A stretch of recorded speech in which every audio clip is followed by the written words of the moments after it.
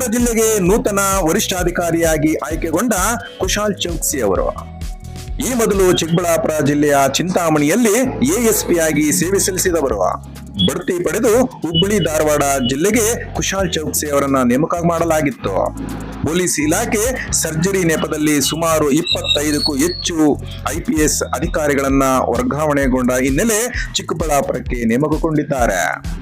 ಚಿಂತಾಮಣಿಯಲ್ಲಿ ಕರ್ತವ್ಯದಲ್ಲಿದ್ದಾಗ ಯಾರಿಗೆ ತಾನೇ ಗೊತ್ತಿಲ್ಲ, ನಕಲಿ ನೋಟು, ಮಟ್ಕ, ಗ್ಯಾಸ್ ರೀಫಿಲ್ಲಿಂಗ್ ಸೇರಿದಂತೆ ಇತರೆ ಅನೈತಿಕ ಚಟುವಟಿಕೆಗಳಿಗೆ ಬ್ರೇಕ್ ಹಾಕಿದವರು.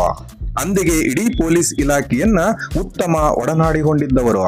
ಇಂದು ಚಿಕ್ಕಬಳ್ಳಾಪುರ ಜಿಲ್ಲೆಗೆ ನೂತನ ವರಿಷ್ಠ ಅಧಿಕಾರಿಯಾಗಿ ನೇಮಕಗೊಂಡಿದ್ದು ಗಣ್ಯಾತಿ ಗಣ್ಯರು ಪೊಲೀಸ್ ಇಲಾಖೆ ಶುಭ ಹಾರೈಸಿದ್ದಾರೆ.